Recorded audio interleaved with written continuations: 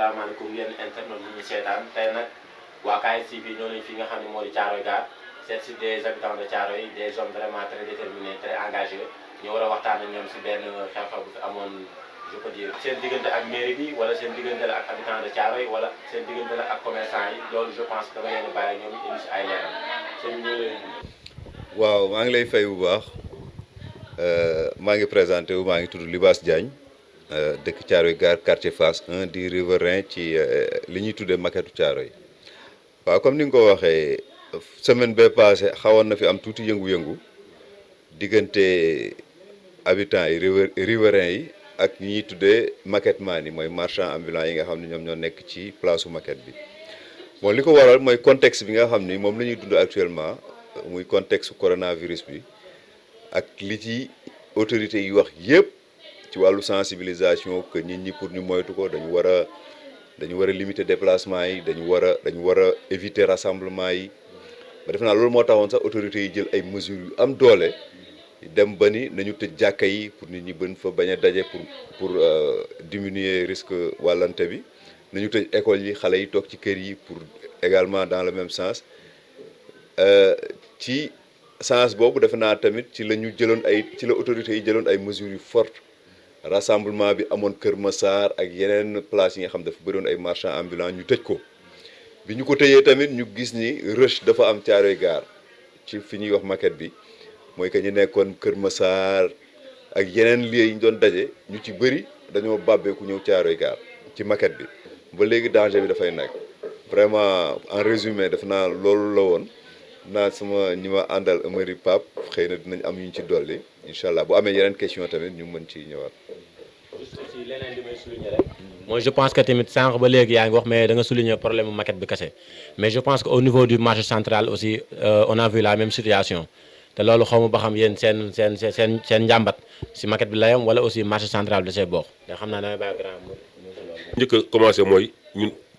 combat bi ñuy xeex c'est un combat de principe et d'idée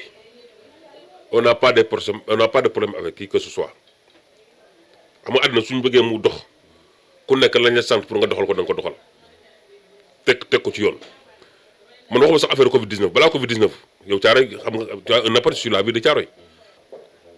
biir kër yi marché lañ ko def nit ñi nooyituñu y a des influences négatives sur nos enfants sur nos familles comprendre nga xëy na ñi nekk ñëpp ci marché bi ce ne sont pas des malfaiteurs mais ils sont infiltrés par des malfaiteurs par des vendeurs de chanvre de produits cellulosiques bi ñuy wax gaz bu xam ne aussi au vu de tout le monde léegi pourquoi la mairie la commune s'entête pour que la situation là persiste c'est ça la question qu'on doit se poser est-ce que recette bi dañu fay jëlee moo gën la vie des populations de Thiaroye Gare qui sont des citoyens qui sont des citoyens modèles tey dans tous les secteurs d'activité qui rythment la vie de cette nation là mën naa la génneel foofu doomu Thiaroye ay nit jóg di xeex benn affaire boo xam ne c'est pour la cause pour l'intérêt général yow nga dem di particulariser wu naan ñii benn groupuscule la ànd population bi mais kooku il a la mémoire courte mais un seul citoyen modèle peut faire ses propres investigations remarquer qu'il y a des choses qui ne marchent pas dans ces localités mu alerter on n'a pas besoin d'amener toute la population de Thiaroye pour dire la vérité pour mettre le doigt sur la plaie il faut qu'ils arrêtent ils ne peuvent pas nous décourager ils n'ont qu'à continuer ils vont davantage nous motiver dans ce combat là.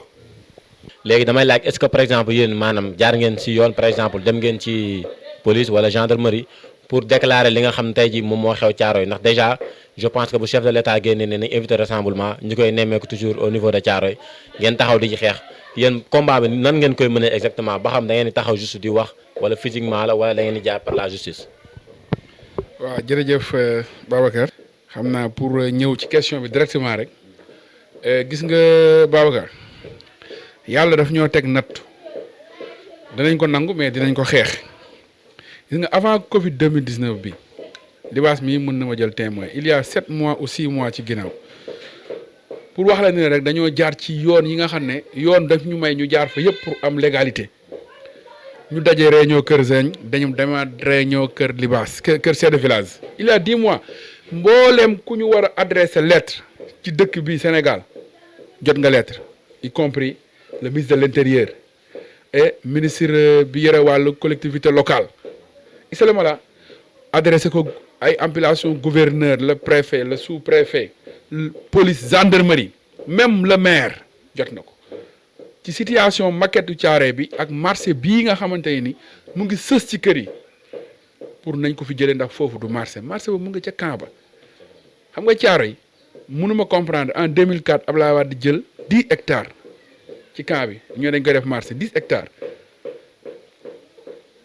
te jotewul dara ak 113 bi nekk ci biir marché bi ñu ñëwaat gëmloo Macky Sall ni ko terre bi su fi jàllee day ravager marché Thiaroye Macky Sall joxaat leen 7 hectares ca biir camp ba fii may wax ak yow marché yaa ngi continuer di am Thiaroye terre bi ñëw ramasser loolu ñuy wax maquette tey ak marché bii ñuy xeex le maire ci moom personnel Babou Ndoye moo indiwaat foofu marché bi parce que ñun pour bëgg lu leer def nañ délégation man chef de village le président des délégués de quartier ak le délégué de quartier phase 1 ak Vieux Sarr ñu ànd dem seeti le préfet ñu toog ci bureau préfet nañu ndax gisante ngeen ak maire ñu ne ko non gisante nga ñoom mu ne mais dama leen ngeen gisante ak moom man sama pouvoir may ma def foofu marché bu fa am moom moo ko fa def ñu ñëw daje fii waxtaan kër Libaas chef de village jiite délégation bi ñu dem kër la maire balaa Covid 19 laa lay wax nii de dem toog pour wax ko situation bi na ko fi jëlee ndax baaxul ci dëkk bi maquette baaxul ci dëkk bi marché boobu baaxul ci dëkk bi marché am na ca camp ba dafa ñëpp dem guddi la ñu dem mu recevoir ñu këram ak ay kilifa mu toroxal ñu saaga ñu menacé ñu traité ñu de tous les noms ci këram mais booba temps kilifa yi ñëpp teg nañ ci bët loolu ana lu ci nekk contre wala xulo kon jaar nañ fi ñu war a jaar moom moo bëggul ñu jaar fi ñu war a jaar waaw loolu mooy problème bi c'est que le problème bi mooy le maire moo bëggul marché bi dañ Babou Ndoye Thiaroye yëpp marché dong la leen yéene marché rek la leen yéene fu mu ba pare day wër di dem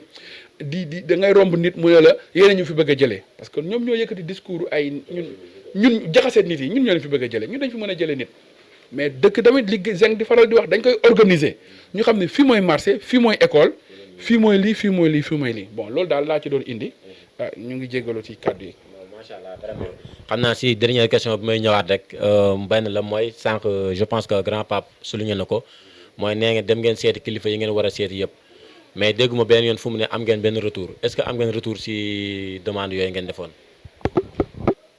depuis loolu li nga wax lu am solo la jotuñu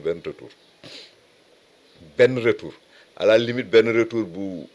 peut-être bu informel lañ mën a wax ni Aly Ngouille Ndiaye ministre bi ñu koy remercier moom it ñëw na fi benn bis jaala dëj ci dëkk bi mu doxook tànkam ba foofu pour xool situation bi mu demee tamit boobu lañ gëj a déggaat benn retour si loolu. dafa am loo xam ne question d'équité la et de justice sociale li may faral di wax défense gars yi de tous les régimes qui sont situés dans ce pays là état yi ak les autorités la ñu amoon rapport Thiaroye c'est des rapports de répression et de création de niches de recherche pour entretenir des milieux politico-affairistes comprendre nga Thiaroye vache laitière rek lañ ko mës a considéré andi ñu police andi ñu gendarmerie andi ñu salle de drogue comprendre nga mais qu'est-ce que cet état là qu'est-ce que ces autorités locales là ont fait pour la jeunesse de Thiaroye hein pour les démunis de Thiaroye pour les étudiants de Thiaroye pour les femmes de Thiaroye sans calcul politicien mais il est temps c'est une question de justice sociale c'est une question de justice sociale il est temps en fait que les gens là se penchent sur les problèmes de Thiaroye les Thiaroyois se sentent en otage chez eux les Thiaroyois se sentent comme des étrangers chez eux c'est malheureux et puis il faut que ça cesse il faut que ça cesse dans le bon sens avant que ça ne cesse par d'autres moyens on dit que gouverner c'est prévoir il faut que les gens s'approprient cette règle là pour enfin être au chef de cette localité malade exsangue. Je vous remercie. sa kàddu gu mujj rek. waaw man xanaa remercier leen vraiment ci entretien bi wane ngeen ni tey doomu dëkk bi ngeen wala ngeen ni Thiaroye rek ngeen am lépp luy combat boo xam ne mën ngeen ko mëne pour Thiaroye jag da ngeen koy def ñu remercier leen Babacar Youssou vraiment ak seen ñi ngeen àndal ñëpp au nom des jeunes de Thiaroye daal ko defee ñu sant leen bu baax a baax boo beneen bi ci des moom mooy man daal maa ngi dellu di tàllal loxo kilifa yi ñu yàlla jox Thiaroye ñu ngi wax ngalla ki fi nekk tey di Babacar Sène le maire mu dellu ginnaaw tuuti xalaat bàyyi xel gis nga ñi ko wër tey kenn falu ko ci te bu bàyyee xel tuuti jamono bi nga xam ne mu ngi xeex ay intérêt caaro yi di fi jële maquette bi ñuy jaay cantine yi fële jullikaay ba mu taxaw na xool tey ñi ko wër ñooñu fu ñu nekkoon ñuy wax le commandant le commissaire le sous-préfet le préfet le gouverneur ñii la yàlla dénk tey ñu yore wàllu liggéey boobu ci autorité administrative yi dama ni dañu ñëw ñu jële fi lii bu dul loolu histoire dina ko bindi vraiment ñu koy ñaanaat moom it mu delsiwaat xam ni maire taxawaayam dafa war a ànd ak askanam loolu lañ ko soxlaa donc chef de village aussi di ko ñaanal yàlla yàggal ko fii taxawaayam ci askan wi rafet na trop fépp fu askan wi soxlaa tàyyiwul sonnul ménagé wul dooleem ménagé wul carburant boo ko woon léegi soxla mu taal otoom jóg ku mel noonu tamit ci combat yu mel ni dañ koy gërëm bu baax di gërëm suñu soxna yi suñu jigéen yi suñu rakk yi suñuy jarbaat yi parce que ñoom ñëpp ku ci nekk gis nañ sa taxawaay Amary yi vraiment di ko wax mention spéciale ak Pape parce que ñoom it vraiment seen taxawaay rafet na trop ak xale yi dëkk bi yëpp nag xale yi dëkk bi yëpp gis nañ seen taxawaay di leen ñaan yàlla aussi jàppale ñu muccal ñu ci mbas mi te gaaw ko jëlee ci àdduna bi parce que jaxase na àdduna bi yëpp mais ni ma ko waxee tànk mën na nekk aussi mën nañ ci sukkandiku aussi vraiment pour defaraat lu bari ci dëkk bi parce que gis nañ déjà li mu commencé indi ci ay changement nit ñi jikko yu rafet yi ñu wax ne ko nit ñi adopté waat ainsi de suite ñu ñaan rek aussi même bu fi mbas mi jógee nit ñi mën a continuer adopté jikko yu baax yooyu yu rafet yooyu ci wàllu hygiène ci wàllu comportement ainsi de suite parce que loolu lépp njëriñu askan wi lay doon encore une fois di leen gërëm jërë ngeen jëf